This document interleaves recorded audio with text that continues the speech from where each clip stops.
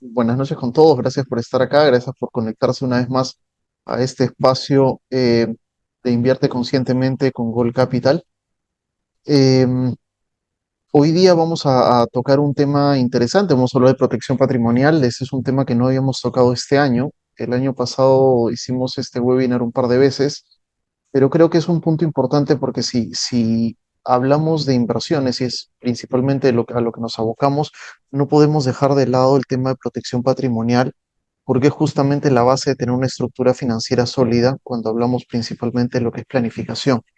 Así que vamos a ir con eso, vamos a compasar más o menos por un espacio de unos 45 o 50 minutos y después vamos a dar un espacio para poder absolver cualquier pregunta que haya quedado abierta a lo largo de la presentación. A las personas que se conectan por primera vez a este espacio, el chat va a estar disponible en todo momento. Por favor, si van surgiendo preguntas a lo largo de la presentación, si algo no queda claro, váyanlas escribiendo sin ningún problema en el chat, que vamos a tener un espacio para poder resolverlas al final de la presentación. Lo que sí les pido es tratar de mantener las cámaras y los micrófonos apagados para que no se filtren ruidos y eso pueda distraer a algunas de las personas que se conectan el día de hoy con nosotros. Ok, déjenme presentarme antes de empezar. Mi nombre es Max Huidobro, soy gerente general de Gold Capital. Gold es una firma de asesoría financiera especializada en temas de inversiones y protección patrimonial. Básicamente a lo que nos dedicamos es ayudar a nuestros clientes a invertir mejor, a tomar mejores decisiones financieras a partir del análisis de su perfil de riesgo y sus objetivos. Así que, bueno, dicho esto, vamos a empezar. Un disclaimer antes, la intención de este webinar no es vender absolutamente nada, básicamente es poder compartir información de valor con ustedes y que puedan utilizarla de la manera en que ustedes consideren conveniente. Ok, vamos entrando en materia. Hablemos un poquito de protección patrimonial, pero antes de hablar de protección patrimonial, y es que primero quiero darles un poco de contexto a qué viene esto, protección patrimonial, y es que para poder entrar a ese tema, primero tenemos que hablar un poquito de planificación financiera. Y este es un cuadro que nos ha acompañado a lo largo de muchas presentaciones, y es un cuadro que utilizo siempre para poder mostrarles un poco la estructura que debería tener una planificación financiera adecuada. Normalmente pasa mucho que cuando llegamos a un punto en nuestras vidas en que tenemos la capacidad de acumular patrimonio, acumular riqueza, nuestro principal interés es invertirlo, invertir nuestros excedentes, invertir nuestros ahorros, etcétera. Y eso no tiene nada de malo, al contrario, está bastante bien. Sin embargo, muchas veces dejamos de lado la base de esta pirámide que tiene que ver con la protección. Y es que justamente esta base, como cuando se construye un edificio, justamente son los cimientos para que todo lo que está arriba se sostenga en el tiempo. ¿A qué quiero ir con esto? Pongamos un ejemplo fácil de entender. Si construimos un edificio, ¿ok? Normalmente lo primero que se hace es un hueco bastante profundo, a partir del cual se van a construir todo lo demás. Ahí van a estar los cimientos de la obra. Y la idea de esos cimientos es que puedan soportar el peso de un edificio muy, muy grande y que al primer temblor o terremoto ese edificio no se venga abajo. Ok, ¿qué pasaría si en lugar de hacer eso, construyéramos al ras del piso? Porque ¿para qué voy a hacer ese hueco? Me ahorro plata, simplemente construyo de frente del ras del piso hacia arriba, es decir, no utilizo cimientos o utilizo unos cimientos muy cortos. Lo más probable es que ese edificio no va a durar mucho tiempo porque el primer temblor, desastre natural o lo que sea, se va a venir abajo. Bueno, en nuestras finanzas pasa exactamente lo mismo. Justamente todo lo que tiene que ver con protección patrimonial tiene que ver con la administración de riesgos. Así como administramos el riesgo en el momento que invertimos y entra todo este tema de diversificación del que hemos ido hablando durante muchas presentaciones, también hay un tema, digamos, importante respecto a la protección, respecto a la prevención de riesgos. Y es ahí donde, por ejemplo, van a entrar cosas tan simples como un fondo de emergencia. Acuérdense, por ejemplo, de pandemia, donde tanta gente se quedó sin trabajo, o de repente, ¿qué pasa si tenemos una enfermedad? ¿O qué pasa si se presentan una serie de riesgos que nos pueden llevar a tener que desinvertir o destruir parte de nuestro patrimonio para poder atender justamente esos riesgos que se han materializado? Entonces, para evitar esas situaciones que nos llevarían a destruir nuestro patrimonio, es que hay una serie de estrategias de protección que se pueden utilizar para justamente estar preparados ante momentos como ese. Y vamos a hablar hoy día de dos riesgos importantes. Acá les traigo cuatro, pero vamos a enfocarnos básicamente en dos. Y estos cuatro riesgos de los que vamos a hablar, o que les voy a presentar ahora, por ejemplo, pandemia, acuérdense, pérdida del empleo, principal fuente de ingreso. Muchas veces sentimos que, a ver, eso no me va a pasar a mí, no sé, tengo un cargo gerencial, estoy en una buena compañía, pero yo siempre quiero tomar el ejemplo, miren, no lo conozco, pero me pongo a pensar o me pongo en los zapatos del gerente de operaciones de Cineplanet. Tenía un excelente trabajo, seguramente ganaba bien, en una corporación importante, en una empresa creciendo, y de repente en el 2020 vino la pandemia y ese tipo se quedó sin trabajo durante más de 2 años. Entonces, ¿qué pasó si no tenía un fondo de emergencia? ¿Qué pasó si no tenía un plan B? ¿Qué pasó si no tenía otra fuente de ingresos? Ok, a eso me refiero. Era un riesgo que existía, tener una única fuente de ingresos siempre es un riesgo, y de repente se materializó. La idea es estar preparados para cuando esas cosas pasen. Otro ejemplo lo van a ver ahí abajo, impacto financiero por cubrir gastos médicos por accidentes o enfermedades graves. Salud. Bueno, la salud es un tema importante y es un tema que, ojo, podemos remitirnos otra vez al momento de pandemia, donde las cuentas de un hospital te podían venir por 500.000, 600.000, 300.000 soles. Y si no tenías un buen producto o un buen seguro que te permitiera no tener tú que cubrir esos gastos, pues de repente te pasaban dos cosas, o quebrabas o tenías que destruir tu patrimonio para poder atender esos gastos. Otra, incapacidad temporal o permanente para generar ingresos. Esto, a ver, el tema de incapacidad es un tema que normalmente no se le presta mucha atención, pero es serio. Mucha gente puede quedar incapacitado, no necesariamente de manera permanente, pero a veces, por ejemplo, no sé, eh, las secuelas de una operación, que de repente te tienen en cama, no sé, 5, 6, 10 meses, un accidente o lo que sea. Pero finalmente cuando uno queda incapacitado, uno no solamente tiene que costear, digamos, el tratamiento, sino que adicionalmente no está incapacitado para poder generar ingresos, lo cual genera una situación aún peor porque no solamente, o sea, ya no podemos producir, por lo tanto nos convertimos en un gasto para nuestra familia, ¿no? Entonces eso también es bastante serio. Y finalmente el último punto que está resaltado en rojo, el deterioro de la calidad de vida de una familia debido a la pérdida de sus ingresos principales por la muerte de uno de sus miembros.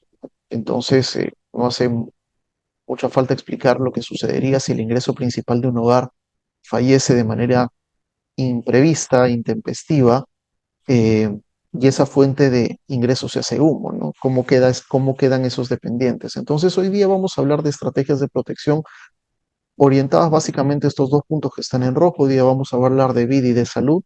Vamos a ver cómo funcionan los productos que sirven para proteger estos riesgos, eh, tanto los que son seguros de vida, seguros de salud, qué criterios hay que tomar en cuenta antes de contratar un seguro. Probablemente muchas de las personas que están conectadas el día de hoy ya tienen un seguro de vida, un seguro de salud. La pregunta del millón es si de verdad has contratado el producto que necesitas. Entonces, todas esas cosas vamos a verlas el día de hoy. Comencemos un ratito por salud y eso solamente quiero que vean y esto ejemplifica un poco el impacto que puede tener el tema de salud en cuanto al, perdón, el impacto financiero que puede tener el tema de salud. Estos son datos de una compañía aseguradora internacional que nos proporcionaron hace un tiempo respecto a los casos de mayor costo que pagaron el año pasado. Y como se pueden dar cuenta, por ejemplo, van a darse cuenta que acá hay muchas condiciones médicas que están vinculadas al cáncer, linfomas, neoplasias malignas de próstata, de riñón, de páncreas, etcétera, etcétera, etcétera. Pero más allá de eso, y ojo, esto es un tema, miren, Venezuela, Venezuela, Perú, México, etcétera, lo que quiero que vean es lo que aparece a la derecha. Estos son los costos que ha tenido que asumir la compañía aseguradora en pro de esos clientes. ¿Ok? En estos casos, estas personas tenían un seguro de salud, obviamente, y la compañía aseguradora ha pagado estos montos. Si estas personas no hubieran tenido este seguro, estos montos hubieran tenido que salir de sus bolsillos o el bolsillo de su familia, da igual, pero finalmente ese es el impacto. Entonces, estamos hablando de que acá hay cosas que sobrepasan el millón de dólares.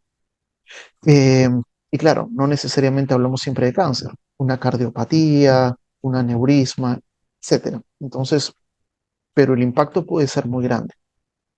Vamos a profundizar un poco esto más adelante en la presentación. ¿Qué es un seguro? Para tenerlo claro. Un seguro básicamente es un contrato por el cual una compañía de seguro se va a obligar a cubrir, se va a obligar, perdón, mediante el cobro de una prima, en el caso que se produzca un riesgo, a indemnizar dentro de los límites pactados el daño producido al asegurado. Entonces, ¿qué quiere decir esto? Básicamente es que vamos a tener una compañía a la cual nosotros les vamos a pagar una cantidad estipulada año a año, y esa compañía nos garantiza o nos asegura que va a cubrir, ya sea a través de una indemnización o a través de un pago directo o a través de, digamos, la subvención del pago de ciertos servicios, si es que ese riesgo se materializa. ¿Ok? Entonces, si hablamos de un seguro de vida, estamos hablando de un contrato por el cual una compañía de seguro se va a obligar a entregar una indemnización previamente pactada a los beneficiarios de la persona que contrata el seguro si esta persona fallece. O dicho de otra manera, si yo contrato un seguro con una compañía, un seguro de vida con una compañía de seguros, lo que va a suceder es que vamos a definir un número, por ejemplo, $250,000 por 20 años. Si yo fallezco en alguno de esos 20 años, la compañía de seguros le tiene que entregar esos $250,000 a quien yo haya puesto como beneficiario de mi póliza. ¿Ok? Entonces, lo que va a suceder es que la compañía le va a entregar esa cantidad que ha sido previamente pactada a mis beneficiarios. Entonces, lo que estoy haciendo con eso es proteger a las personas que dependen de mis ingresos en caso yo fallezca. ¿Ok? ¿Y qué es un seguro de salud? Un seguro de salud, por el contrario, el seguro de salud no le entrega dinero a nadie. Es un contrato que le va a proporcionar al titular y al del seguro y a su familia una cobertura sanitaria o asistencial que va a cubrir los costos de una enfermedad o accidente, los costos médicos de una enfermedad o accidente. Dicho de otra manera, si yo me enfermo o tengo un accidente, por ejemplo, tengo un accidente y tengo polifracturas, me da cáncer o me da diabetes o me da lo que me dé, entonces quien va a pagar las facturas médicas es una compañía aseguradora, no soy yo. ¿Ok? Entonces noten las diferencias. El seguro de vida entrega una cantidad a mis beneficiarios, el seguro de salud cubre costos. ¿Ok? Quedémonos un ratito con eso. Si hablamos de seguros de vida, y vamos a comenzar por ahí, la situación en Perú no es muy buena, y estos son algunos hechos que creo que es importante mencionar. Las aseguradoras locales, cuando en la época de pandemia, indemnizaron a más o menos 75,000 familias. El registro de muertes en Perú fueron más de 200,000. Solamente de esas 200,000, 75,000 tenían un seguro. El número igual es bajo. Pero si ven el párrafo que está abajo, se van a dar cuenta de lo complicado de esta situación. De las 75,000, 57,000 eran seguros obligatorios, es decir, 49,000 correspondían a casos de seguros de desgravamen, que son obligatorios, y si no los bancos no te dan crédito, y 8,000 correspondían al seguro previsional de las AFPs. Entonces, esos 57,000 no fueron contratados de manera voluntaria por la persona o por el titular. Esos, digamos, vinieron como una obligación. Entonces, solamente el 9% de las personas, de las más de 200,000 personas que fallecieron durante pandemia, tenían un seguro que había sido contratado de manera voluntaria, que normalmente esos seguros contratados de manera voluntaria son los seguros que realmente te ofrecen una cobertura importante, porque obviamente el seguro previsional de la AFP es chiquito, los seguros de desgravamen tienden a ser, digamos, la plata que le queda, digamos, a la familia después del pago de la deuda es pequeña, con lo cual tenemos una conclusión importante que es que la cultura de protección en Perú es muy bajita. Y eso es grave, porque Pónganse a pensar un poco qué es lo que pasaría con sus familias si sus ingresos desaparecieran mañana. A ver, en Latinoamérica, 7 de cada hogares tienen un doble ingreso, ¿ok? 7 de cada 10. Pónganse a pensar si mañana uno de las personas que aporta ese doble ingreso en cualquier familia latinoamericana dejara de existir. ¿Cómo mantienes la calidad de vida de esa familia? Este es un dato también de Perú. Una de cada 3 familias no podría afrontar más de un mes la ausencia de la persona que aporta los ingresos principales. O sea, prácticamente un tercio de las familias en Perú no podría pasar más de un mes sin la persona que provee los ingresos más altos en una familia. Entonces ahí es donde uno primero tiene que comenzar a pensar y ahí es donde viene, si quieres, este momento de reflexión de, oye, si no tengo un seguro de vida y tengo dependientes, ¿qué estoy esperando? Porque, ok, eso puede generar un problema importante. Y yo me he reunido con mucha gente a lo largo de los años y a veces pasa esto. Hay gente que me dice, mira, yo no necesito un seguro de vida porque yo tengo propiedades, yo tengo un patrimonio importante, tengo mi casa de playa, tengo un par de departamentos de repente por ahí, tengo terrenos, un par de carros, y eso está genial, pero el día que tú falleces, lo que tu familia necesita no es solvencia, es liquidez. O sea, el gran problema muchas veces es que el día que una persona falleció, no importa si tiene 4 departamentos y me dejó los 4 departamentos. Un departamento no se realiza tan rápido a menos de que lo remates. Entonces, si yo, por ejemplo, tengo 4 departamentos que quedaron, perdón, la esposa de esta persona heredó esos 4 departamentos, con 4 departamentos no paga el colegio de los chicos a fin de mes. Lo que va a tener es que salir a venderlos. Y si quiere venderlos rápido, probablemente los va a tener que vender a un precio mucho menor de que realmente valen. Entonces, otra vez estamos pasando por un proceso de destrucción de patrimonio por falta de una buena planificación financiera. Si esta persona hubiera contratado un seguro de vida, no sé, de medio millón, de 1 millón, de $250,000, lo que hubiera recibido su esposa antes de que termine el mes son $500,000 en su cuenta de banco. Con eso puede cubrir todos sus gastos tranquilamente y a pensar si quiere vender esas propiedades o no, con el tiempo que corresponda, sin apuros. De eso se trata. Entonces, el hecho de que seas solvente, el hecho de que tengas propiedades o qué sé yo, no hace que un seguro de vida sea menos importante para ti como estrategia de protección patrimonial hacia tu familia. Porque creo que, y aquí es donde quiero puntualizar esto, el seguro de vida no es para ti. ¿Ok? Tú, si contratas un seguro de vida, el seguro de vida no es para que te beneficies tú, es para que se beneficien las personas que más te importan, es decir, tu pareja, tus hijos, tus padres, es gente que depende de tus ingresos. Y si tú mañana no estás y ya no puedes generar ingresos, los puedes dejar en un problema bastante importante. Eh, por eso siempre es importante hacerse la pregunta que está ahí abajo y creo que le he repetido ya un par de veces en esta presentación. ¿Qué pasaría si fallecieras hoy?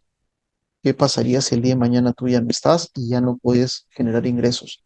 La gente que depende de ti, si tienes gente que depende de ti, ¿cómo continúa? ¿Podría mantener su misma calidad de vida? ¿Lo has pensado? ¿Lo has planificado? A ver, es incómodo hablar de muerte y enfermedad, pero la muerte es algo que lo único claro que tenemos el día que nacemos es que nos vamos a morir algún día. El problema es que no sabemos cuándo. Entonces, la idea es tener estas cosas bien cubiertas para que si ese riesgo te sorprende y ese riesgo se materializa, no dejes con un problema grave a la gente que más quieres. ¿Ok? Esa es un poco la conclusión. Ok, ¿para qué te puede servir un seguro de vida? Principalmente para proteger los ingresos de tu familia en caso de que fallezcas, que es lo que hemos venido hablando, garantizar el pago de una deuda. Eso es el famoso seguro de gravamen. Para proteger sociedades, para proteger empleados claves. O sea, el seguro se puede utilizar para muchas cosas. Hay algunos esquemas, por ejemplo, que se utilizan sobre todo en compañías familiares, donde, por ejemplo, no sé, la compañía arranca con 3 socios, los 3 socios tienen la misma visión de negocio, y comienzan a construir y todo va muy bien y la compañía comienza a crecer. Pero de repente uno de los tres socios muere. Entonces, las acciones de ese socio van a pasar a manos de la esposa y los hijos o la nueva pareja de la esposa o qué sé yo, y de repente esa persona ya no tiene la misma visión. Entonces se va complicando la gestión de la empresa. Fallece el otro socio y el socio principal fundador ya no tiene poder de decisión de la empresa porque solo tiene un 33% de las acciones. Entonces, muchas veces se utilizan las pólizas de seguro para poder generar un esquema de protección cruzada, de manera que en el caso que uno de los socios fallezca, los otros dos socios le puedan comprar la parte a la familia, de manera que los indemnizan con un monto importante, pero el control de la empresa se queda con los socios originales. Entonces son esquemas que a veces se utilizan mucho, sobre todo en empresas familiares o empresas, digamos, pequeñas que comienzan a crecer justamente para protegerlas. Em, pero, ok, la base del seguro de vida es proteger. La base de cualquier seguro es proteger. Sin embargo, en el tiempo se han ido creando esquemas de acumulación o esquemas que pueden permitir generar rentabilidad. Básicamente porque cuando tú pagas las pólizas de seguros, las compañías de seguros de vida lo que hacen es ese dinero, lo reciben, lo provisionan una parte, otra parte la invierten y esa parte que van invirtiendo va generando rentabilidad para la compañía de seguros. En algún momento de la historia, lo que crearon las compañías de seguro eran esquemas donde esa rentabilidad se puede compartir con los asegurados. De esa manera nacen estos seguros universales que permiten una acumulación de dinero en el tiempo. Y eso es lo que permite crear, por ejemplo, un fondo de educación o de ahorro para tus hijos que están bien. Estos famosos seguros de ahorro que te venden o seguros universitarios que te venden son básicamente un seguro de vida que tienen un componente de acumulación o construir un fondo de jubilación o construir un activo de largo plazo. Entonces, tenemos diferentes tipos de seguros que lo que te van a permitir es cumplir ciertos objetivos, pero nunca pierdan de vista que el objetivo principal de un seguro de vida es proteger. Lo de la acumulación es un beneficio adicional. ¿Ok? Se ha pasado con clientes que de repente me han comentado que tienen un seguro universitario para sus hijos. Y yo les he preguntado, bueno, ¿y tu seguro de vida? Y la respuesta es, no, no tengo seguro de vida, solo tengo el universitario. Pero sus hijos tienen 3 años. Entonces, claro, si se muere, les van a pagar la plata del seguro universitario y es la plata que van a tener que utilizar para poder sobrevivir, con lo cual esa plata se va a consumir antes de que lleguen a la universidad. Eso es un ejemplo de una mala planificación financiera. Entonces, por eso es tan importante asesorarse en estos temas para poder armar una estructura que realmente obedezca a tus necesidades, no contratar por contratar. A ver, ¿qué hago para contratar un seguro de vida? Lo primero es define la cobertura que necesitas. O sea, esta es la parte más importante porque, como les digo, el seguro de vida está orientado a proteger. Y lo primero que tienes que lograr determinar es cuál es el monto con el que necesitas dejarle a tu familia para que puedan mantener el estilo de vida que tienen actualmente. Entonces hay mucha gente que se contrata seguros de $100,000, pero tiene a sus hijos en, no sé, en el Markham o en, no sé, el Humboldt. No te sirve un seguro de $100,000 porque es muy poco dinero en comparación a tu estilo de vida. Entonces eso tiene que guardar coherencia. Si tu estilo de vida es alto, probablemente vas a necesitar un seguro de medio millón, o de 1 millón, o de 750,000, o al menos de $250,000. Menos de eso, para una capital latinoamericana como Lima, puede ser muy poco. ¿Qué debes hacer para determinar la cobertura? Realiza un cálculo sencillo considerando los gastos que cubres actualmente, más los gastos que tienes identificados en el futuro. Y es importante ir revisando esa cobertura cada 5 años. Les doy un ejemplo. Colegios. Esto no es para que se depriman, pero por ejemplo, la cuota de ingreso de un colegio normal puede estar alrededor de los 30,000 soles ahora. La pensión de 2,000 soles mensuales, ojo, hay colegios que se pagan muchísimo más que esto, pero hablemos de 2,000 soles mensuales.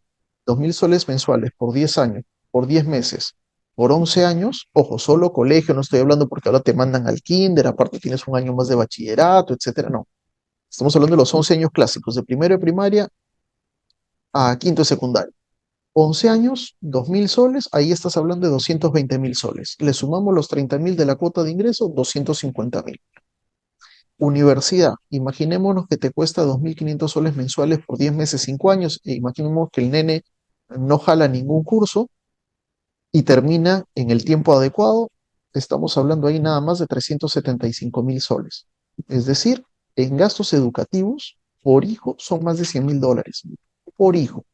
Y ahí solamente estamos hablando de educación, ¿ok? Y desde la primaria, porque antes de la primaria hay varias cosas más. Acá no hemos hablado, acá no han comido, acá no se han pagado alimentación, salud, etcétera, etcétera, etcétera, que también son gastos importantes. Entonces, ya con esto quiero que más o menos saquen una idea de que muchas veces ese seguro que contrataste de 100.000 dólares, que solamente te brinda tranquilidad mental, en el momento de la verdad podría ser realmente insuficiente para cubrir el estilo de vida actual de tu familia. Entonces, ojo con eso.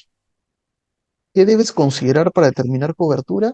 Primero, deudas sin seguro de gravamen. Acuérdense que en Perú, amigos, las deudas se heredan, ¿ok? Las deudas bancarias, como tienen seguro de desgravamen, se extinguen gracias al seguro de desgravamen. Si yo tengo un crédito hipotecario y yo fallezco, como mi seguro de gravamen tiene como mi crédito hipotecario tiene un seguro de gravamen y todos los créditos que te concede un banco tienen seguro de gravamen, si yo me muero, todo eso va a ser pagado por la compañía de seguros y liberan a mi familia de todas esas deudas. Pero si tienes deudas que no tienen seguro de desgravamen, porque de repente ahí sacaste una deuda con una empresa que no tiene o no te exige seguro de gravamen, algunas financieras no te los exigen, algunas cooperativas no te los exigen, imagínate que tienes deudas con personas naturales o qué sé yo, bueno, si no hay seguro de gravamen, esa deuda se la va a quedar tu familia, ¿ok? Entonces, si tienes ese tipo de deudas, es importante que en el cálculo de cobertura tengas ese monto para que parte de tu seguro se pueda utilizar para cancelarlo y que eso no se lo quede pagando tu familia. Reemplazo de ingresos. Ok, tú ganas tanto, cubres tanto, bueno, ¿cuál es el monto que debería, digamos, generar ese seguro? Si agarramos ese monto y lo invertimos en algo, ese monto que se podría generar mensualmente, la idea es que cubra una parte importante de tus ingresos. Gastos finales, que son finalmente los gastos funerarios, y bueno, otros montos que podrían considerarse como temas de educación o herencia. ¿Qué puedes deducirle a esto? A través los seguros que ya tengas, si tienes un fondo de emergencia o inversiones de rápida realización, como puede ser el caso de acciones. Pero es importante hacer este cálculo. Dentro de nuestra página web, de hecho, tenemos ahí una calculadora que te puede ayudar para hacer este cálculo más sencillo. Si van a la parte de herramientas, donde dice calculadores seguros de vida, la página web es golcapital.pe. Ahí pueden encontrar eso y es una manera, digamos, un poco más sencilla para poder hacer el cálculo. Pero otra vez, siempre asesórense.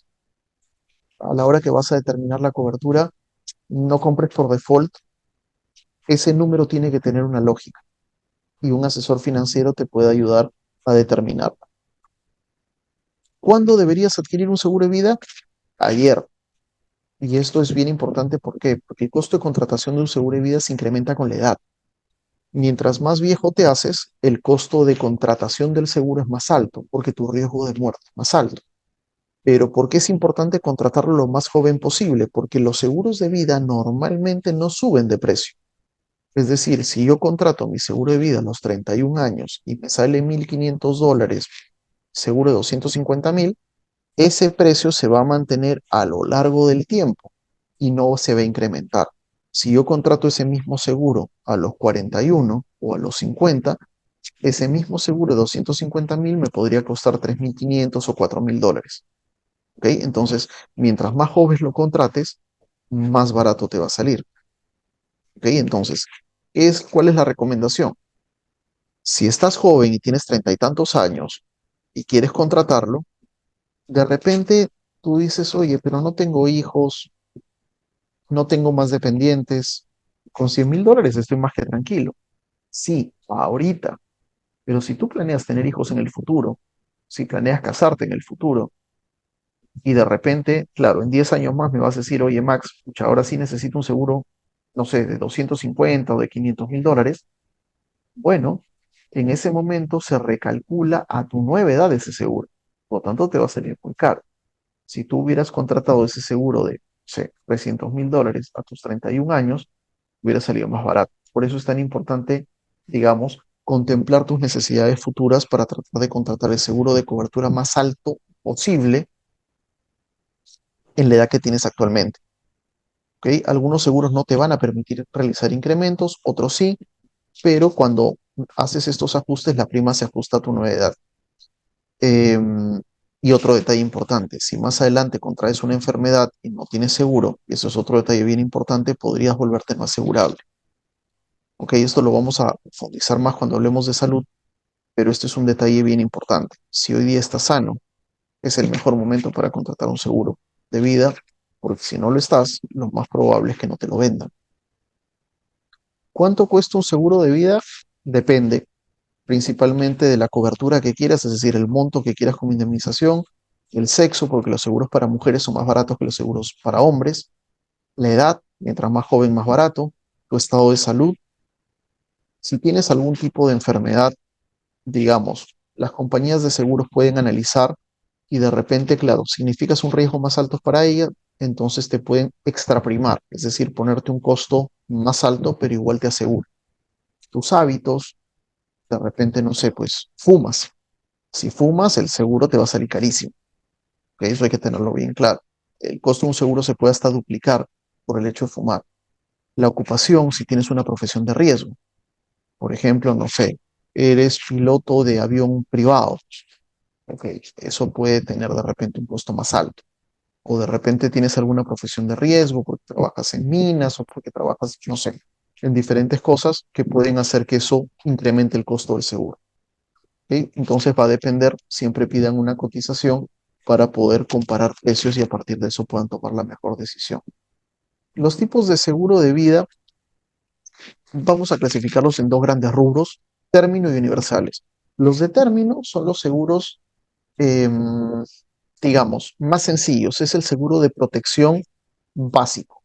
Es un seguro que, así como dice su nombre, básicamente lo que hace es te protege por una cantidad de tiempo establecida. Y ya está. Puedes contratarlo por 10 años, por 15, por 20, por 30. Ya está. Entonces, ¿qué te permite eso? Que vas a tener una protección, digamos, limitada por ese tiempo. Imagínense, tengo, por ejemplo, un cliente que tiene, vamos a decir, hijos que tienen 15 años y él piensa que sus hijos van a ser dependientes de él probablemente hasta los 25 años. Entonces podría contratar un seguro por 10 o por 15 años para, digamos, tener cubierta toda su etapa universitaria sin ningún problema. ¿Ok? Para ese tipo de cosas se utiliza. La parte interesante de los seguros a términos es que son baratos. O sea, son los seguros más baratos, por lo tanto puedes comprar una protección muy alta, de 250, medio millón, 1 millón o más, por un monto no tan alto. ¿Ok? Entonces eso los hace interesantes. No suelen ser muy flexibles, de hecho hay pocos casos que te muestran flexibilidad en este tipo de productos. Sin embargo, hay algunos productos, algunos seguros a término en el mercado que te permiten, por ejemplo, definir el plazo, separan el plazo de pago del plazo de cobertura. Es decir, tú puedes, por ejemplo, decidir, oye, yo quiero que me proteja durante 30 años, pero solo quiero pagar 15. Entonces, pagas durante 15 años, pero tienes una cobertura de 30. ¿Ok? Eso se puede hacer también con seguros temporales. ¿Ok? Pero esos son los a término. Acá no hay rentabilidad de ningún tipo. De repente, lo máximo que vas a encontrar son devolución de primas. Es decir, que si contratas un seguro a 20 o 30 años, lo máximo que va a hacer la aseguradora es a los 20 años te devuelvo las primas que pagaste. O sea, te devuelvo todo lo que aportaste. ¿Ok? Entonces fue como que, no sé, pues míralo como un ahorro. ¿Ok? Pero no hay un componente de rentabilidad. En los universales son productos bastante más, digamos, sofisticados, por decirlo de alguna manera. Son productos un poco más complejos. Se caracterizan por normalmente no tener un plazo, te pueden normalmente dar protección a lo largo de toda la vida del asegurado, te permiten acumular, y acá hay varios esquemas de acumulación. Hay algunos que tienen rentabilidades fijas, otros tienen rentabilidades variables, hay incluso aquí seguros que se pueden indexar a un índice bursátil como Standard Poor's 500 o como el Nasdaq 100. Suelen ser más caros que los temporales, son flexibles, puedes hacer modificaciones del mismo seguro en el tiempo, puedes subir cobertura, bajar cobertura, reducir prima, implementar prima, eso no se puede hacer con los temporales. Y el objetivo acá no solamente es la protección, sino acá también aparece la acumulación. ¿Qué te conviene a ti? Va a depender un poco de cuáles son tus objetivos financieros de cara al futuro, ¿no? Entonces, no está mal ni uno ni otro. O sea, los universales no son mejores que los temporales y los temporales no son mejores que los universales. Todo depende de tus necesidades financieras. Por ejemplo, la acumulación de un seguro de vida universal se vuelve atractiva recién después del año 15. Entonces, si tú de repente tienes un horizonte menor, y de repente tienes 55 años, tal vez ya no es tan atractivo el hecho de tener un seguro universal, ¿ok? Porque no quieres esperar esos 15 años, porque ya tendrías 70 años, qué sé yo, puede ser la razón que sea, pero hay que tomar esas cosas en cuenta. Los seguros universales tienen esquemas más sofisticados de acumulación, como les digo, ahora se han puesto muy de moda los indexados, que bueno, Standard Poor's 500 en este momento está creciendo bastante, es el índice más conocido en la bolsa mundial, y hay productos de seguros que te permiten justamente anexar o indexar, perdón, la rentabilidad de la póliza al comportamiento de ese índice, cual es bastante atractivo. Em, ¿Qué cosa es importante? Ya en materia de, de seguros de vida, siempre es importante prestarle mucha atención a las exclusiones, la famosa letra chiquita, ¿ok? Que no es chiquita, ¿ok? Y eso es un mito. La letra es bastante grande, solamente que no solemos leer los contratos. Y es bien importante porque los contratos de seguros, que tú contrates un seguro de vida no quiere decir que te va a cubrir absolutamente todas las razones por las que puedas fallecer. Las exclusiones son justamente esas cláusulas por las cuales la aseguradora te está diciendo que si te mueres por esta razón, no va a pagar. Y ojo, hay diferencias porque hay compañías de seguros que tienen algunas exclusiones, otras tienen otras. Por ejemplo, en Perú, el promedio de las compañías aseguradoras suelen tener alrededor de 8 o 10 exclusiones. Las pólizas internacionales suelen tener 4 o 3. Entonces va a depender mucho que leas ese condicionado, que leas las exclusiones y veas con qué te sientes cómodo. Ejemplos. Acá pueden ver dos colores, ¿no? Rojo y azul, ya saben qué compañías son. La primera era un seguro de desgravamen de RIMAC y como pueden leer ahí, estaban excluidas enfermedades preexistentes a la fecha de inicio del seguro o cualquiera de sus rehabilitaciones o a consecuencia de enfermedades infectocontagiosas con características de plagas o epidemias que sean materia de aislamiento o cuarentena. ¿Se acuerdan a qué les hace recordar? COVID-19. Ok, ya, y esta cláusula ahí está. Ahora, es decir, esa es la famosa cláusula de pandemia. El de la derecha, por ejemplo, imagínate que a ti te gusta hacer deportes, digamos, de categoría extrema.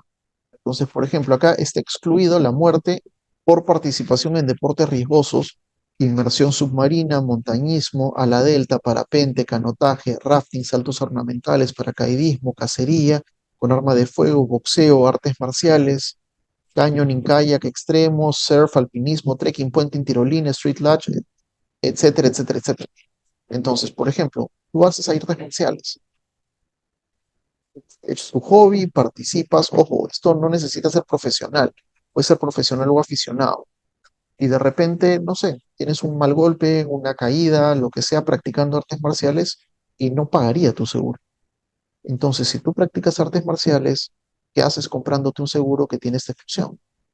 Búscate una compañía que no la tenga, ¿ok? A eso es a lo que voy. Entonces, las pólizas varían las inclusiones varían de compañía a compañía. Es importante siempre leer esto antes de contratar. Es más, si tienen un seguro de vida en este momento, lo que yo les recomendaría es buscar esa póliza y leer esas exclusiones para saber si tienen cobertura o qué coberturas son las que están excluidas. Ok, seguros internacionales. Y quise incluir esto porque la pregunta surge muchísimo. Siempre hay preguntas de, oye, debería contratar un seguro internacional, me lo han recomendado, mi amigo tiene un seguro internacional y cada vez, digamos, han ganado mucha más presencia en Perú. ¿Y a qué se le llama un seguro internacional? Un seguro internacional es el seguro de una compañía que no está domiciliada en Perú, o sea, que no tiene una oficina en Perú, ¿ok? Entonces, surge mucho esta pregunta porque a veces tienen ofertas atractivas y lo importante es tratar de despejar un poquito los mitos que a veces se tejen alrededor de este tipo de productos. A ver, lo primero que hay que tener claro respecto a un seguro internacional de vida es que no están regulados por SBS. Ojo, eso no quiere decir que no estén regulados. Al contrario, si estamos hablando de un seguro de vida internacional de una compañía aseguradora, por ejemplo, de Estados Unidos o de Inglaterra, van a estar regulados por el comisionado de seguro de Estados Unidos o de Inglaterra. Todas las aseguradoras tienen regulación.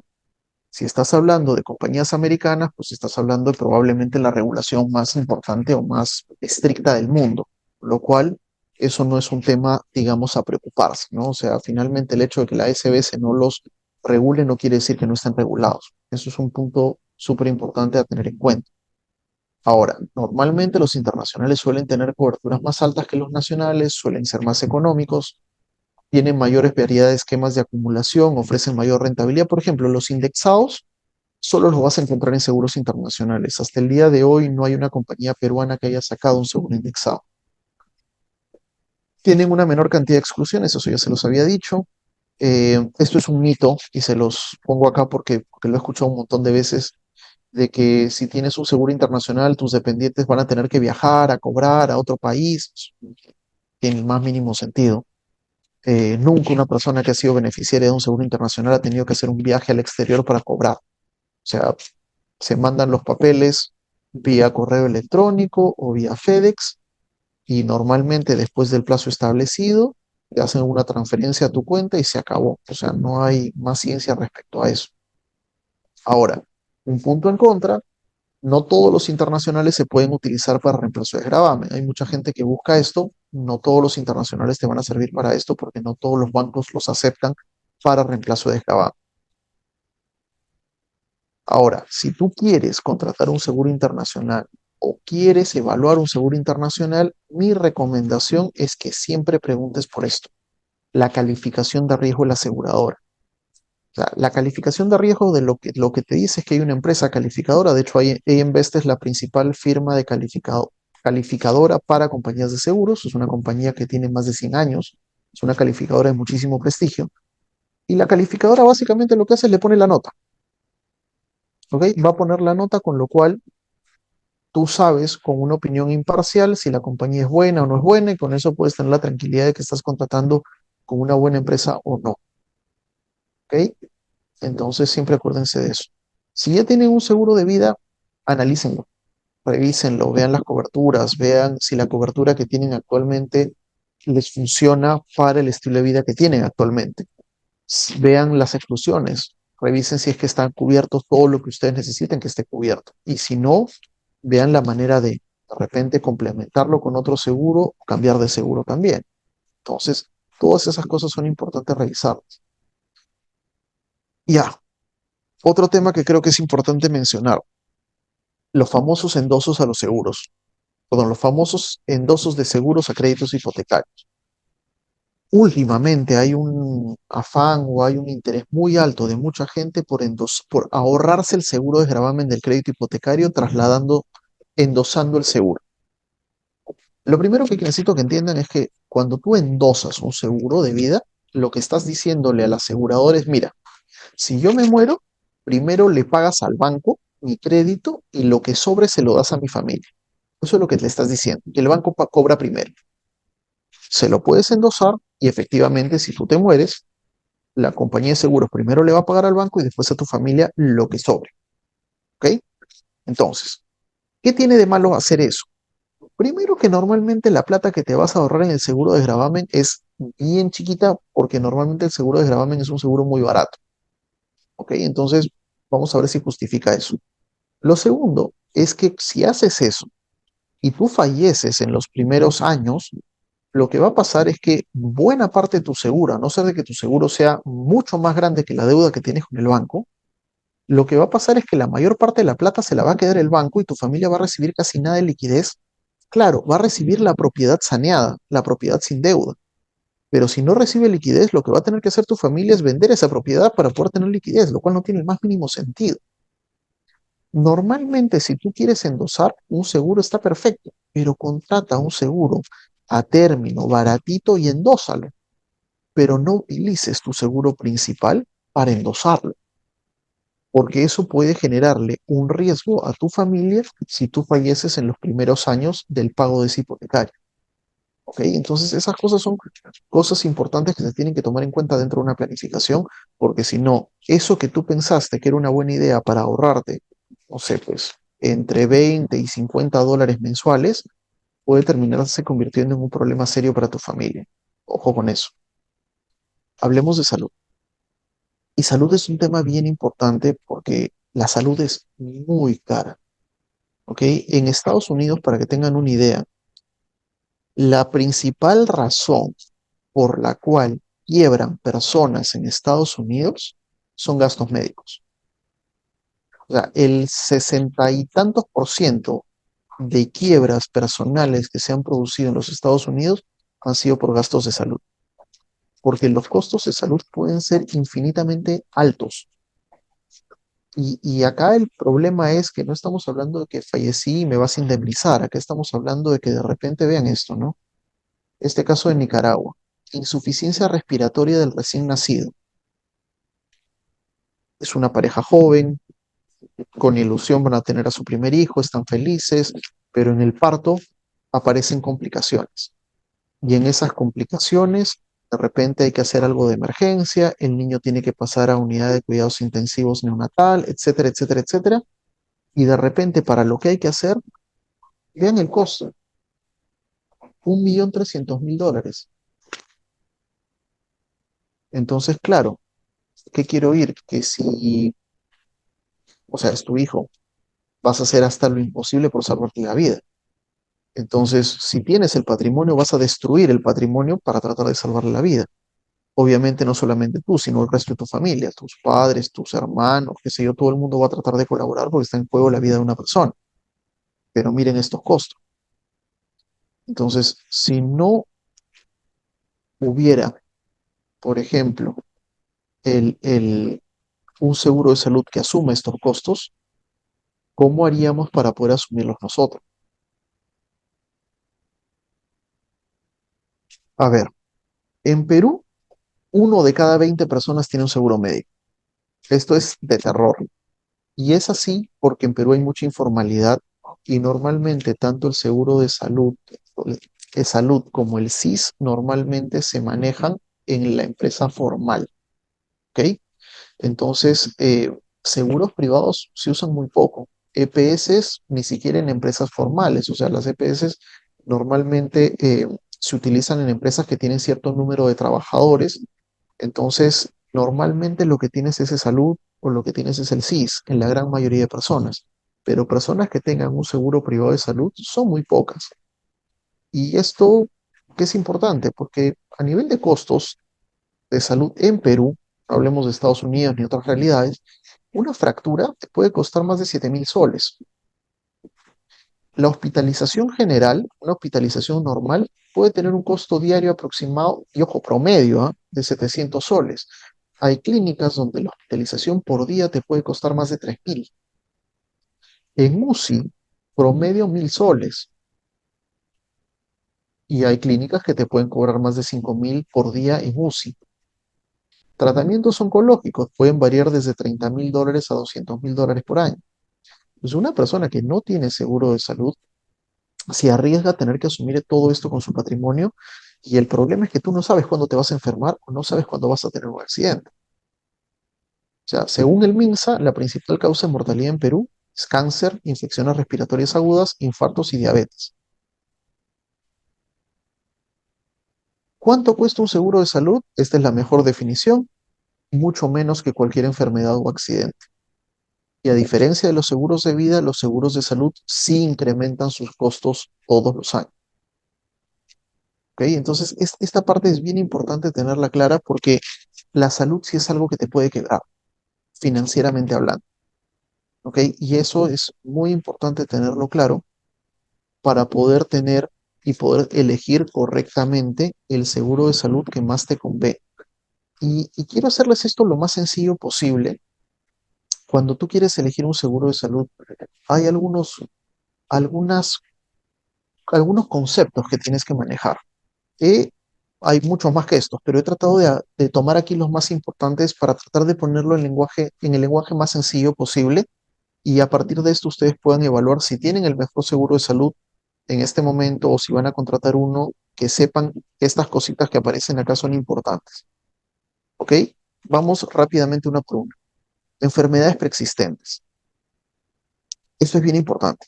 Los seguros de salud no cubren enfermedades preexistentes. Los seguros cubren riesgos, no cubren eventos. Si el riesgo ya se materializó, ninguna compañía te lo va a cubrir.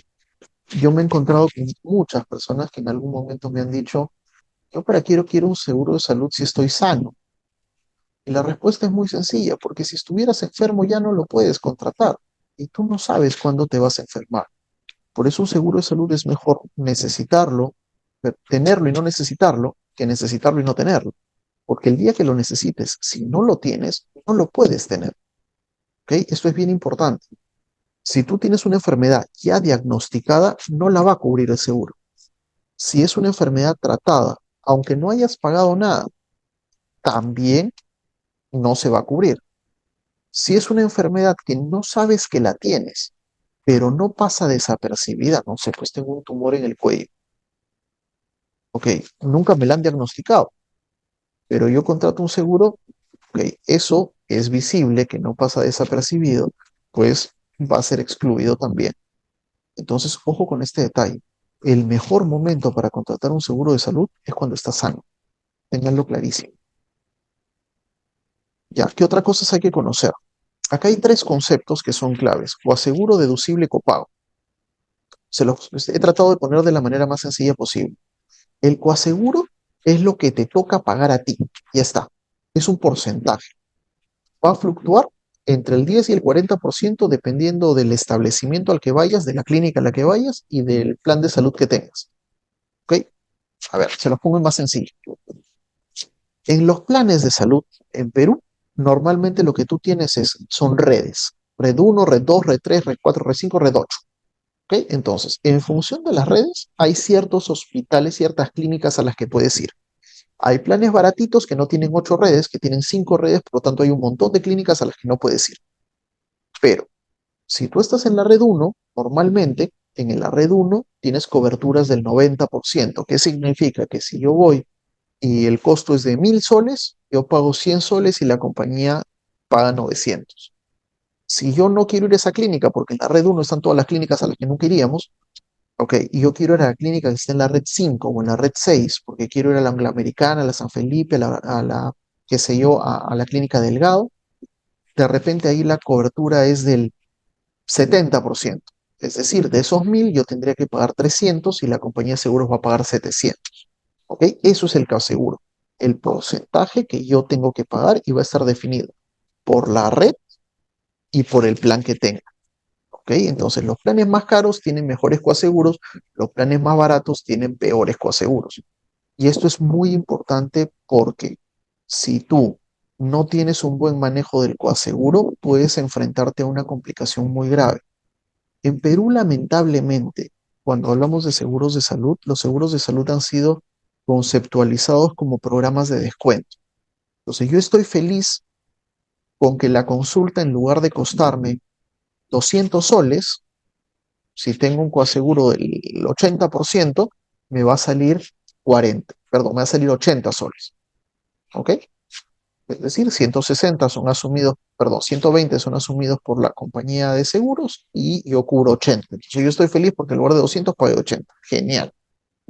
Pero ¿qué pasa si en esa misma clínica ya no se trata de una consulta? ¿Qué pasa si se trata de polifracturas? ¿Qué pasa si tuviste un accidente en el carro y tienes el fémur partido en tres, no sé, alguna fractura en el brazo, eh, la perforación de un pulmón, qué sé yo?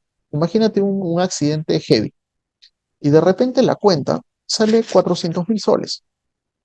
Tú tienes 20%, pero 20% significa que de 400.000 vas a pagar 80.000 soles, que es un ahorro tremendo. Sí, pero vas a tener que pagar 80.000 soles. Entonces, aún a pesar del seguro, tu costo cuando se presenta un evento catastrófico puede ser altísimo. Entonces, ojo, porque muchas veces solemos irnos por lo más barato y lo más barato termina no siendo no tan bueno, porque a veces te contratas un plan muy barato que no te da acceso a las clínicas donde están los mejores especialistas. Ojo, entonces hay que tener mucho cuidado con estas cosas. Otra vez, asesores. deducible. El deducible es la cantidad de dinero que debes pagar de tu propio bolsillo antes de que el seguro comience a cubrir los gastos médicos. En algunos casos, los deducibles básicamente es, yo tengo que pagar una cantidad al año y una vez pagada esa cantidad al año, el resto lo cubre la compañía de seguros, como la póliza del carro. Es decir, el día que te chocan, tú tienes que pagar tus $250 o tus $500 y recién después de eso entra la compañía de seguros. ¿Ok? En salud también funciona eso. Normalmente son anuales, en el caso de pólizas familiares suelen tener un tope por grupo familiar. Y finalmente el copago es una cantidad fija que te cobran en cada visita. Vas a la clínica, no sé, pues por ejemplo, hospitalización. Si haces una hospitalización es un copago de 80 soles más un coaseguro de tanto. Es una cantidad fija que te cobran cada vez que te atiendes. Son montos pequeños pero recurrentes. Entonces, en Perú se utilizan las tres: coaseguro, deducible y copago. Después, ¿ok? Eso respecto a los costos. Hablamos de, de ya hemos hablado de las enfermedades, las preexistencias, hemos hablado de coaseguro, deducible y copago. Ahora hablemos de los periodos. Hay dos periodos que hay que tomar en cuenta: la carencia y la espera. La carencia normalmente es un plazo de 30 días. En algunas pólizas, sobre todo para el caso de cáncer, puede ser 90 días. ¿Qué significa la carencia? Que en esos 30 días no tienes cobertura. ¿Ok? 30, 90 días no tienes cobertura. Y en Perú, si te detectan una enfermedad en esos 30 días de carencia, se considera una preexistencia. Ojo con eso. Y el periodo de espera, por el contrario, es un periodo donde todavía algunas coberturas no están activas. Es decir, si te aparece alguna enfermedad de ese tipo durante ese plazo de espera, no vas a tener cobertura, pero una vez transcurrido ese plazo de espera, sí. Es decir, no se excluye, simplemente hay que esperar a que termine ese plazo y recién a partir de ese momento tienes cobertura. Max, entonces, ¿eso qué quiere decir? Que si yo, por ejemplo, eh, esos 10 meses yo tengo que asumirlo con mi plata, sí, es efectivamente a eso me refiero. Y en Perú, por ejemplo, muchas de esas enfermedades tienen un periodo de espera de 10 meses. Cáncer, enfermedades de la columna, hernias, artrosis, artritis, diabetes, catarata, glaucoma, hipohipertiroidismo, etcétera, etcétera, etcétera, tienen periodo de espera de 10 meses. Maternidad tiene periodo de espera de 18 meses, trasplante de órganos tiene periodo de espera de 24 meses. Todo eso está en el condicionado, por eso hay que leerlo. Entonces, esto es importante porque tienes que saber que, por ejemplo, si te vas a hacer tu chequeo y te aparece un cáncer a los 6 meses de contratada la póliza, bueno, los siguientes 4 meses no tienes cobertura. ¿Ok? Entonces, estas cositas son detalles no menores, ¿no? Ok, si hablamos de seguros privados, aquí en Perú principalmente vamos a hablar de dos: las CPS y los seguros privados. Las CPS creo que ya las conocemos. Las CPS principalmente se crearon para descongestionar eh, el seguro social. Cuando se crean las EPS, el seguro social estaba sobresaturado y lo que les dicen es: oye, EPS, ustedes lo que van a hacer es, ustedes absorban la capa simple, es decir, las cosas chiquitas, eh, las consultas, el médico a domicilio, las cefaleas, qué sé yo, todas esas cosas que son sencillas, tómalas tú para yo, salud, encargarme de la capa compleja, o sea, las cosas serias. El tema es que nunca funcionó porque en Perú hay mucha informalidad y por lo tanto la gente que tiene EPS es poca en proporción a la cantidad de habitantes que hay en el país. Entonces no funcionó, el salud sigue estando congestionado, pero hoy día mucha gente tiene EPS y muchas veces está pagada por la empresa o subvencionada en buena parte por la empresa, con lo cual tienes muchas veces un buen seguro para la capa simple, pero no necesariamente para la capa compleja. ¿Ok? Ha pasado con mucha gente que tiene EPS que ha terminado yéndose salud cuando se trata de un evento catastrófico, cuando se trata de una enfermedad grave, simplemente porque la EPS no puedes tener una cobertura adecuada. Y luego están los seguros privados, que son los seguros que, digamos, tú contratas voluntariamente. Acá les he puesto una lista para que puedan ver más o menos lo que hay en el mercado. De hecho, hay más, pero acá les quise poner como que lo más representativo. Estos que se llaman planes base son los planes más baratos. Por lo tanto, cuidado, lo barato a veces sale caro. En estos planes que son bastante económicos, lo que vas a encontrar son redes de clínicas bastante, digamos, no tan buenas. ¿Ok? Por ejemplo, en un plan base no puedes pretender ir a atender a la Clínica Delgado o a la Angloamericana o a la San Felipe, etcétera. Eso simplemente no es una posibilidad. eh, pero otra vez, son bastante económicos. Los planes intermedios ya tienen una red un poco más amplia, probablemente no tan buen coaseguro, pero ya digamos, mejoran bastante. Los planes full, ya estamos hablando de un plan orientado a lo nacional, digamos, mejores, o sea, obviamente los costos son bastante más altos que estos dos, pero digamos, ya tienes acceso a prácticamente todas las clínicas en Perú.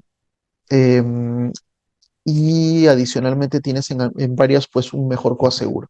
Y los planes internacionales, que de hecho son los más caros, tienen acceso pues a mercado internacional. No a todo, bajo ciertas condiciones, pero tienes acceso a mercado internacional. ¿Ok? Entonces, dentro de esto, y como se pueden dar cuenta, no hay muchas compañías que ofrezcan seguros de salud en Perú, son pocas, lo cual tampoco es bueno porque la falta de competencia pues siempre hace que el que salga perdiendo es el usuario, pero es un poco lo que hay. Entonces, hablemos un poquito de los internacionales, porque también surge mucho esta pregunta respecto, así como hay internacionales de vida y internacionales de salud. ¿Cuáles son las ventajas de los seguros internacionales que te brindan atención en el exterior? O sea, lo más importante del seguro internacional es que te puedes permitir atenderte en cualquier parte del mundo, en la clínica que te dé la gana, con el especialista que te dé la gana, en el Perú o en el exterior. Entonces ya no tienes que estar pensando en qué clínica tengo cobertura, qué clínica está en mi red, sino es dónde está el mejor especialista. Entonces, eso es un valor agregado altísimo, porque ya te concentras en lo más importante del tema de atención médica, que es el profesional médico, que es el especialista. Entonces, ya no me importa si es la clínica A, B o C, porque finalmente puedo ir a todas, en todas tengo cobertura, lo que te importa es el especialista. Eso es un valor importante en el tema de seguros internacionales de salud. Las coberturas son más altas y al 100%, ese es otro detalle. En los seguros internacionales no existe el coaseguro y no existe el copago. Básicamente funcionan con deducible. Normalmente tú cubres una cantidad y a partir de ese punto cubre la compañía de seguros al 100%, igualito que la póliza del carro. Yo pago mis $500 en la póliza del carro y si me lo robaron me traen carro nuevo. Acá yo defino el deducible, 500, 1000, 2000, 5000, 10.000, da igual. Yo cubro ese monto y a partir de ese monto la compañía de seguros cubre el 100%. Eso te da un mejor manejo del catastrófico. Porque claro, si poniéndoles el ejemplo hace un rato de 400.000 soles, si yo tenía un deducible de 2.000, bueno, pago mis $2.000 o mis $5.000 y el resto lo cubre la compañía de seguros al 100%. Y todo lo que venga en el año, porque los deducibles son anuales. Entonces, todo lo que el resto que pasa en el año lo paga la compañía de seguros. Tienen periodos de espera menores solamente para cosas muy específicas. Cáncer, por ejemplo, no tiene periodos de espera. Enfermedades de la columna tampoco tienen periodo de espera. Diabetes no tiene periodo de espera. Entonces, esas cosas son bastante buenas. Y el diagnóstico en el periodo de carencia no genera exclusión. En el periodo de carencia no te van a cubrir nada, pero terminó el periodo de carencia sí te lo cubre. Entonces, estas son diferencias bien importantes y son ventajas que tienen respecto a los seguros nacionales. La desventaja es que pueden ser más caros, ¿ok? Entonces, ahí un poco es evaluar finalmente qué es lo que le conviene más a cada persona, pero normalmente lo que yo suelo recomendarle a una persona que quiere armar una estructura de protección es esta. Para la capa simple, un seguro local o un EPS, porque si no trabajas con una empresa formal o de repente eres tú tu propio jefe, lo que sea, o eres un emprendedor, un empresario, tienes un seguro local y con eso manejas tu capa simple y para todo lo complejo puedes tener un seguro internacional. Y eso es interesante porque normalmente lo que haces para que el seguro internacional no te cueste caro es le pones un deducible más alto, por ejemplo, de $5.000. Entonces, solamente lo vas a utilizar en el caso de que aparezca algo grave. Es solamente como ese vidrio contra incendios que rompe si es que pasa algo grave. Bueno, ok, es para eso. El del día a día, el de las atenciones, el de médico a domicilio, el de las pastillas, el de la consulta, ese es tu capa simple, ese es tu EPS o tu seguro local. El otro es solamente para casos de emergencia. Que si te pasó algo a tu hijo y te lo necesitas llevar a Houston para que lo atiendan en el MD Anderson, tienes cobertura. ¿ok? Ese es un poco el concepto. Entonces, de esa manera lo puedes manejar. Y claro, ¿cómo manejas ese deducible? Bueno, tendrás un fondo de emergencia, $5.000 para cosa que en el momento que se necesite, pues lo sacas, lo usas y con eso finalmente puedes tener cobertura completa, la que necesites. Y un detalle importante es que todo lo que gastas en el seguro local, las compañías internacionales permiten deducirlo, descontarlo del deducible. Entonces eso también le da, pues obviamente, un tema bastante interesante. Entonces esta combinación funciona bastante bien. Ok, con esto creo que hemos llegado al final. Eh, Así que bueno, lo que siempre les decimos, si quieren realizar inversiones o quieren tomar decisiones respecto a temas financieros importantes, acuérdense por favor siempre asesorarse, ya sean inversiones, sean seguros, el tema de asesorarse es súper importante. Eh, el hecho de poder contar con un asesor de inversiones, pues te permite contar pues, con un profesional con experiencia y altamente capacitado en temas vinculados a finanzas personales. Y ojo, lo que te va a dar es una opinión obviamente basada en esa experiencia y en esos conocimientos para que tú tomes la mejor decisión o la decisión que sea más adecuada para ti. Pero a la larga quien va a decidir eres tú. Y es que esto es importante, o sea, nosotros no representamos a ninguna compañía en particular, es decir, a un asesor de inversiones o un asesor en finanzas personales, le da igual si contratas con la compañía A, la B o la C. Lo importante es que lo que estés contratando sea finalmente una solución para ti. Ojo porque los vendedores no hacen eso, los vendedores finalmente te van a tratar de vender el producto de la compañía a la que representa. Y otra cosa que es importante es que los asesores financieros lo que buscan es mantener una relación de largo plazo, no venderte un producto. Lo que buscan es construir esa relación a lo largo de la vida y acompañarte en todas las decisiones financieras importantes que vayas a tomar a lo largo de los años. Entonces, nada, esto creo que es importante. Acuérdense que tomar decisiones financieras sin información adecuada puede conducir a errores que normalmente implican pues costos bastante altos. Así que esto es todo lo que tenía el día de hoy para ustedes. Voy a pasar al chat para ver si es que tienen alguna duda, alguna pregunta. Em, y solamente les pido que me ayuden con algo más. Mientras voy respondiendo las preguntas, creo que tenemos una encuesta. Sí, normalmente cada vez que hacemos em, estos webinars siempre lanzamos una encuesta para tratar justamente de, de poder recoger sus opiniones, recoger información de ustedes para poder planificar los próximos webinars y encontrar oportunidades de mejora. Así que me van a ayudar mucho si es que nos ayudan respondiéndola. Así que voy a lanzarla y paso al chat para responder cualquier pregunta que haya quedado pendiente a lo largo de la presentación. ¿Ok? A ver.